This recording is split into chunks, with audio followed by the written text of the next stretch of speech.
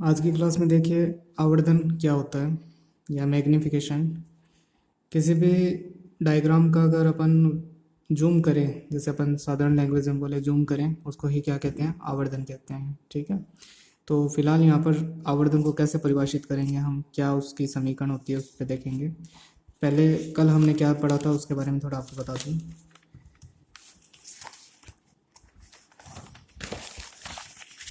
एक तो हमने ये देखा था स्थानांतरण क्या होता है। तो जब भी जेड समतल से हम डब्लू समतल में जाएंगे तो डब्लू समतल में जो जेड समतल का जो चित्र था उसमें अगर हम कुछ अल्फा सदिश जोड़ दें तो हमारा स्थानांतरण मिल जाएगा। ठीक है,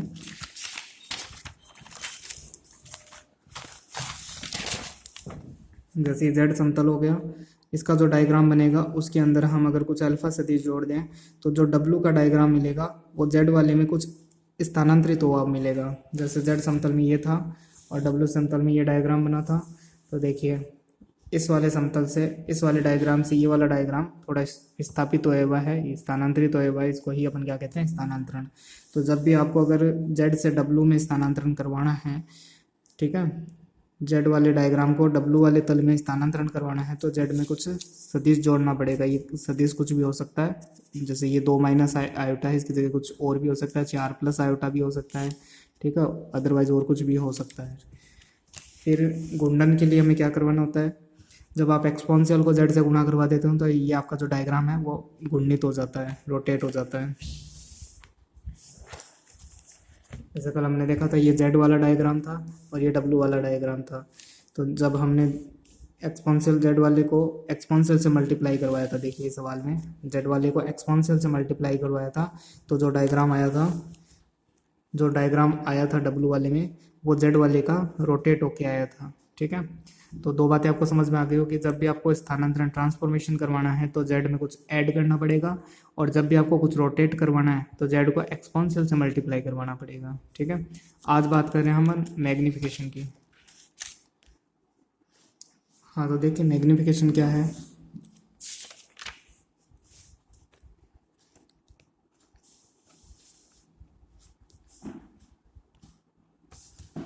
यदि डब्लू तथा जेड में निम्न प्रकार का संबंध हो,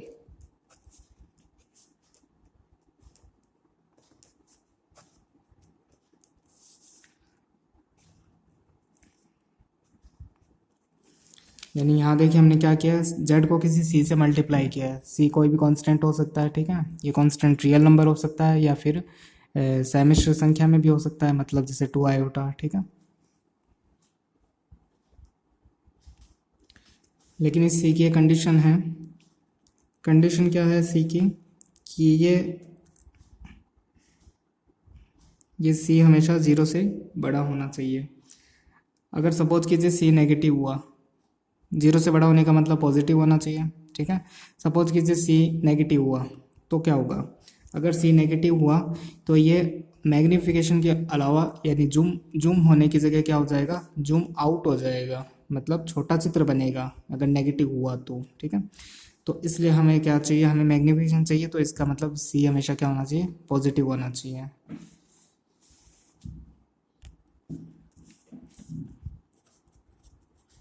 तो इसे क्या कहेंगे, आवर्धन कहेंगे।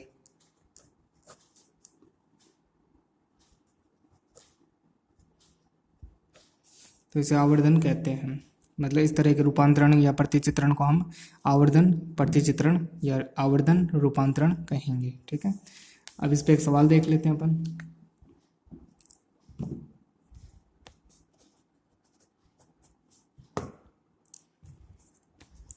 डब्लू और जेड में ये रिलेशन दिया हुआ है, और जो जेड है उसकी डब्लू और जेड में ये रिलेशन दिया हुआ है, और जो जेड की वैल्यूज़ है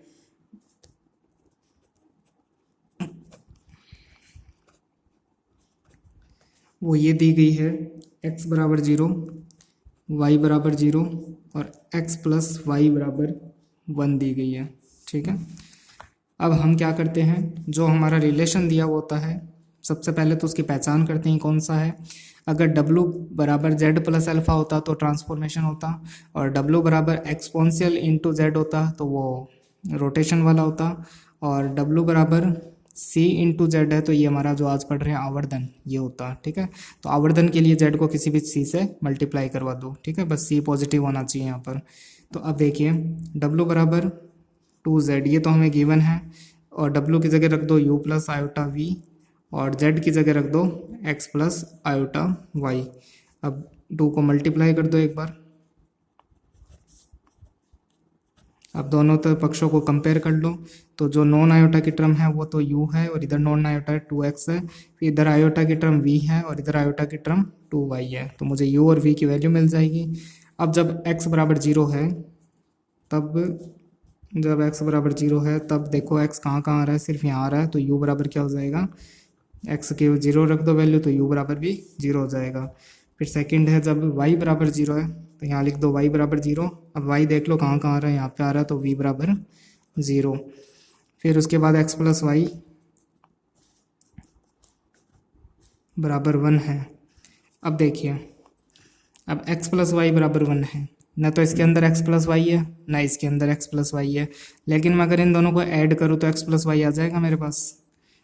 मतलब u प्लस वी को मैं अगर ऐड करूँ तो देखो 2x और 2y भी ऐड हो जाएंगे, फिर तो 2x और 2y भी ऐड हो जाएंगे, और यहाँ से मैं अगर 2 को कॉमन ले लूँ तो x प्लस वाई बन गया मेरे पास, और ये कह रहा है x प्लस वाई तो 1 है, तो यहाँ पे 1 रख दो।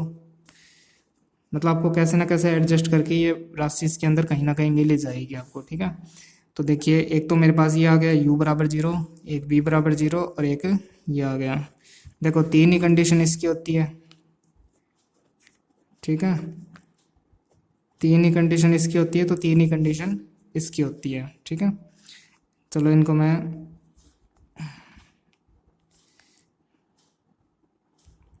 इसको 1a 2a और 3a बोल देता हूँ, ठीक है, ताकि मैच नहीं हो जाए दोनों।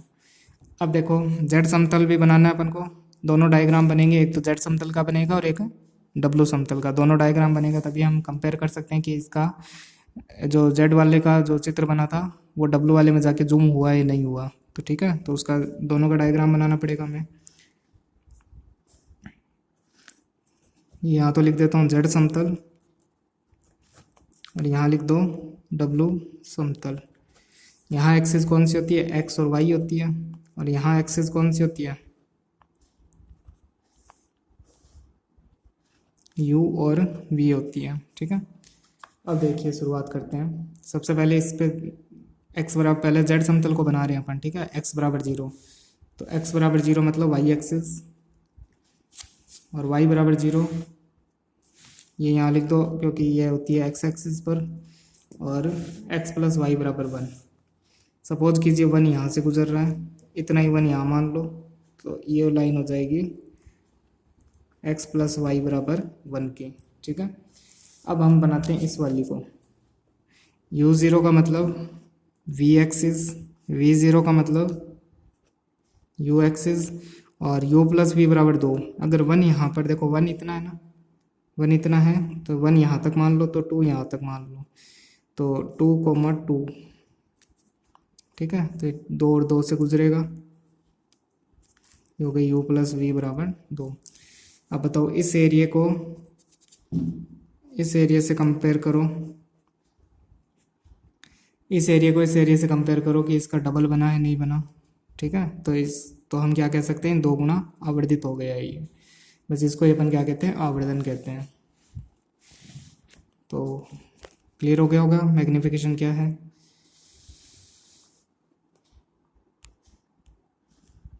हाँ देखिए चौथा पॉइंट इसका, ये हम एलिमेंट्री मैपिंग्स पढ़ रहे हैं, ठीक है ना। ये आपके एक टॉपिक है एलिमेंट्री मैपिंग्स।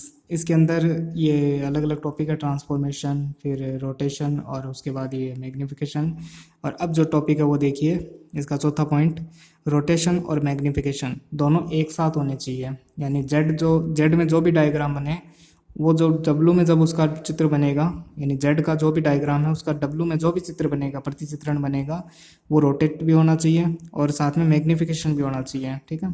तो रोटेट के लिए मैंने आपको क्या कंडीशन बताई थी, जो जेड है उसको एक्सपोनेंशियल से गुणा कर दो तो रोटेट हो जाएगा, और साथ में किसी कांस्टेंट से गुणा कर दो तो वो क्या हो जाएगा, मैग्नीफाई हो जाएगा, ठीक है। तो अगर दोनों को मिश्रण साथ में कर दो, यानी दोनों को साथ में मिक्स कर दो उसके, एक ही कंडीशन में, तो वो रोटेट भी होगा और मैग्नीफिकेशन भी हो जाएगा। तो देखिए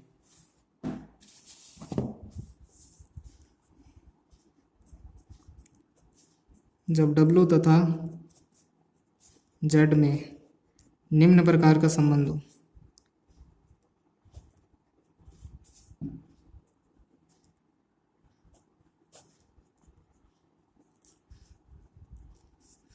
देखो मुझे एक रोटेशन करवाना है, तो रोटेशन के लिए तो मैं क्या लगाऊंगा, ई की पावर आईटा गामा करूंगा, ठीक है। गामा क्या होता है, कोई भी रियल नंबर हो सकता है। और साथ में मुझे मैग्नीफाई भी करवाना है, तो मैग्नीफाई के लिए मैं किससे गुणा करूंगा, सी से गुणा करूंगा, तो मैग्नीफाई भी हो जाएगा। और सी की क्या कंडीशन होती है, सी की कंडीशन ये होती है कि 0 से बड़ा ही होना चाहिए हमेशा। तो ये दो इसकी कंडीशंस हो गई। तो आपको समझ में आ गया होगा कि हमने दोनों कंडीशन को एक साथ डाल दिया है। अब देखिए, तो यह क्या कहलाएगा, तो यह गुणन व आवर्धन प्रतिचित्रण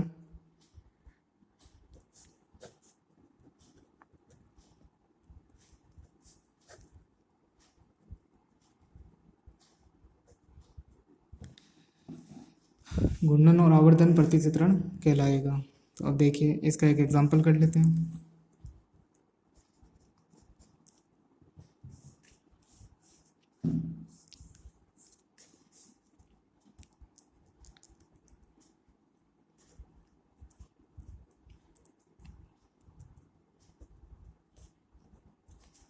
अब सबसे पहले तो मुझे बताइए कि आप क्या इसको पहचान पा रहे हो कि आवर्धन और घूर्णन दोनों के गुण है कि इसके अंदर जो एक्सपोनेंशियल है वो तो इसको रोटेट कर देगा, और जो ये कांस्टेंट √2 है जो कि पॉजिटिव है ये इसको आवर्धित कर देगा। तो इसके अंदर दोनों के गुण हैं। और इसके साथ जो कंडीशंस दी हुई हैं जेड समतल के लिए,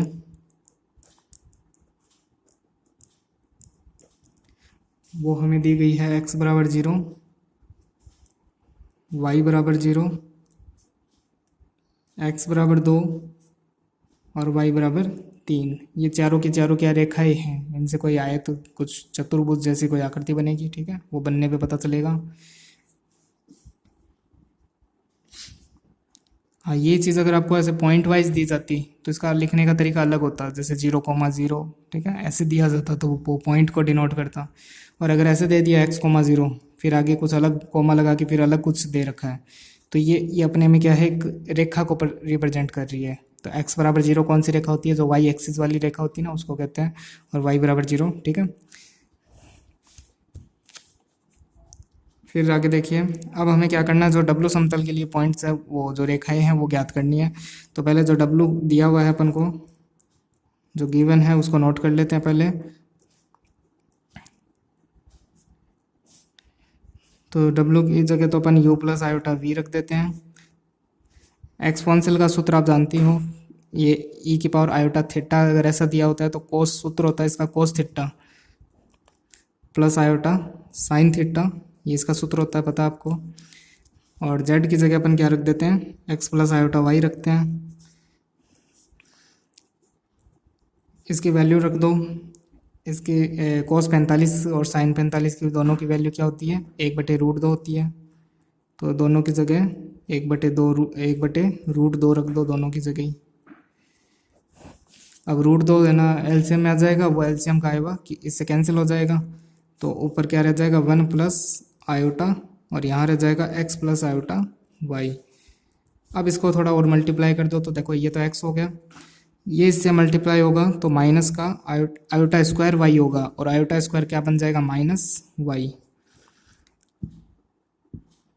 अब ये टर्म इससे गुणा होगी तो आयोटा x आएगी, और ये टर्म इससे गुणा होगी तो आयोटा तो हम कॉमन ले चुके हैं, प्लस का y।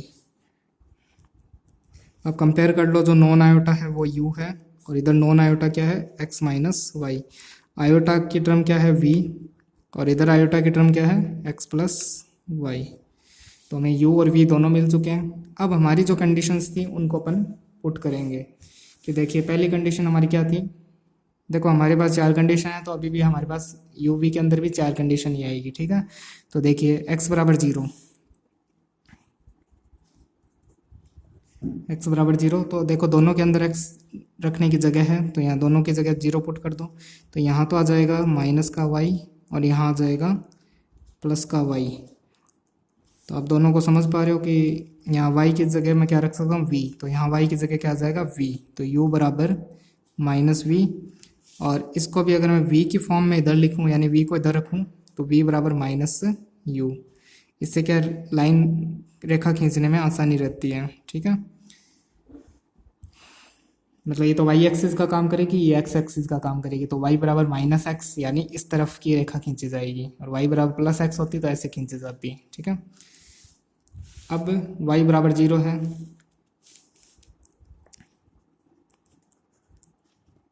जब वाई बराबर 0 है तो वाई 0 रख दो इनकी जगह, यू बराबर एक्स और वी बराबर एक्स, तो ये क्या आ जाएगा यू बराबर वी, और इसको भी अपन ऐसे लिख दें वी बराबर यू, तो हमारे लिए डायग्राम की आसान रह जाएगा। x बराबर 2 है, फिर यहाँ x 2 पुट कर दो, यहाँ 2 पुट कर दो, ठीक है। और अब देखो मैं y को कैसे विलुप्त कर सकता हूँ, अगर दोनों को मैं ऐड करूँ तो u प्लस वी बराबर 2 और 2 तो 4 हो जाएंगे, और y से y कैंसिल हो जाएगा। इस लाइन को अपन खींच लेंगे बाद में, ठीक है। जब y बराबर 3 हो, एक y बराबर क्या दिया हुआ है 3 दिया हुआ है, तो y यहाँ पे रख दो 3, तो x माइनस 3 और v बराबर x प्लस 3। अब इसमें देखो x को कैसे विलुप्त करोगे, u में से v को माइनस कर देंगे तो x विलुप्त हो जाएगा, या फिर मैं एक काम करता हूँ v में से x को विलुप्त कर देता हूँ तो भी x विलुप्त हो जाएगा, ताकि v में से u को विलुप्त कर दूँ, ठीक है। v में से u को विलुप्त कर रहा हूँ तो x तो वैसे ही विलुप्त हो जाएगा, और 3 में से -3 माइनस होगा तो प्लस के 6 हो जाएगा ये, ठीक है। अब हम दोनों डायग्राम खींच सकते हैं आसानी से। ये तो x एक्सिस, ये y एक्सिस, ये z समतल के लिए खींच रहे हैं अपन, और यहाँ पे w समतल लिख दो, और यहाँ u लिख दो, और यहाँ पे v लिख दो। अब पहले तो x जो z है उसके लिए खींच लेते हैं, तो देखिए x बराबर 0 और y बराबर 0, तो ये तो हो गई y एक्सिस और ये हो गई x एक्सिस, तो ये तो y एक्सिस और ये x एक्सिस, ठीक है। फिर देखिए x बराबर 2, तो एक अंदाज के तौर पे मैं यहाँ पे मान लूँ 1 है, यहाँ पे 2 है, ठीक है। तो ये जो लाइन होगी ये पूरी लाइन क्या कहलाएगी, x बराबर 2 की लाइन कहलाएगी, ठीक है। अब y बराबर 3 है, तो ये लाइन देखो, ये यहाँ पर इतना 1 है तो इतना यहाँ पे 1 हो जाएगा, फिर इतना 2 हो जाएगा, और यहाँ पर 3 मान लेते हैं, तो ये जो लाइन होगी वो किसकी होगी, y बराबर 3 की लाइन होगी। ये तो हो गया z का डायग्राम, ठीक है। अब हम खींचते हैं w वाला डायग्राम, तो w में देखिए एक तो v बराबर u है, चलो पहले यहाँ से शुरुआत कर लेते हैं, v बराबर माइनस यू है, तो v बराबर u तो ऐसे खींचा जाता है, और v बराबर माइनस यू इधर की तरफ खींचा जाता है, तो ये v बराबर माइनस यू इधर की तरफ खींच देते हैं।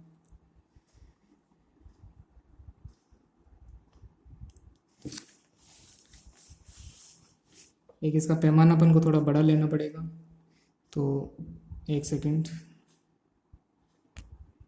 हाँ देखिए इसका पैमाना मैंने थोड़ा मिटा के बड़ा कर दिया है। क्यों बड़ा किया है, क्योंकि यहाँ पर 4 और 6 जो u और v का योग 4 आ रहा है, यानी जो 4,4 है वहाँ से गुजरेगी लाइन, ठीक है। तो अब देखिए, हाँ अब शुरुआत करते हैं यहाँ से, v बराबर माइनस यू, v बराबर प्लस यू होता तो ऐसे खींची जाती है, और v बराबर माइनस यू है तो इधर की तरफ 45 डिग्री पर खींची जाएगी। तो अगर मैं इसको खींचूँ तो ये ऐसे दिखेगी, ये लाइन कौन सी हो गई, u बराबर माइनस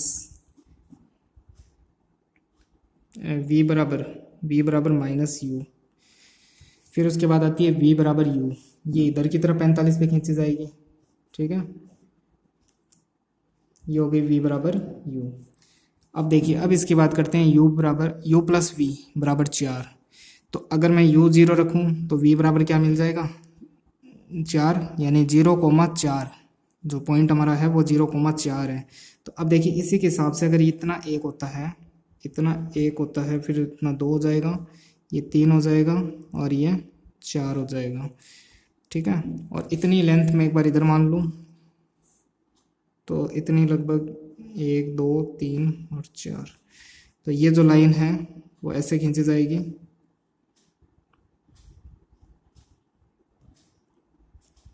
ये जो लाइन हो गई वो कौन सी हो गई, u प्लस वी बराबर 4 हो गई ये वाली लाइन, ठीक है। एक लाइन ये बचती है v माइनस यू बराबर 0 बराबर 6, तो u बराबर 0 रख दो तो v बराबर 6 मिल जाएगा। तो 0,6 एक पॉइंट तो हो गया 0,6, तो ये 5 6 यहाँ पे से मिलेगा आपको, ठीक है। यहाँ पे से आपको ये 5 हो गया, ये 6 हो गया, 0,6 और v0 रखूँ तो u बराबर -6 मिलेगा। तो हमारा जो u है वो इस तरफ मिलेगा और माइनस का 6 मिलेगा, तो यहाँ पर से करीब, तो ये अगर ऐसे जाएगा यहाँ से तो ये लाइन ऐसे जाएगी, ठीक है। तो ये लाइन कौन सी हो गई, v बराबर v माइनस यू बराबर 6। ये सब एक अंदाज के तौर पे बनाना है पूरा, बस ये शो करने के लिए कि हमारा जो डायग्राम है वो रोटेट और मैग्नीफाई हो चुका है। तो अब देखिए ये चारों रेखाओं का जो घिरा हुआ भाग है, इसको मैं अगर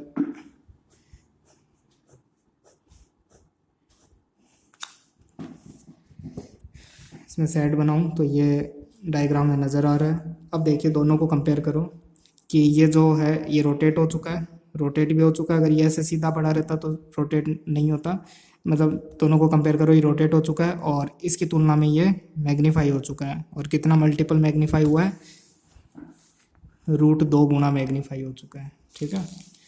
तो इसको हम क्या कहते हैं, रोटेशन और मैग्नीफिकेशन कहते हैं। इसके बाद आता है रोटेशन, नहीं रोटेशन हो चुका है, वो इन्वर्स आता है इसके बाद, यानी जो जेड है उसका डायग्राम का प्रतिलोम कैसे किया जाए, ठीक है। तो उसके बारे में कल पढ़ेंगे अपन।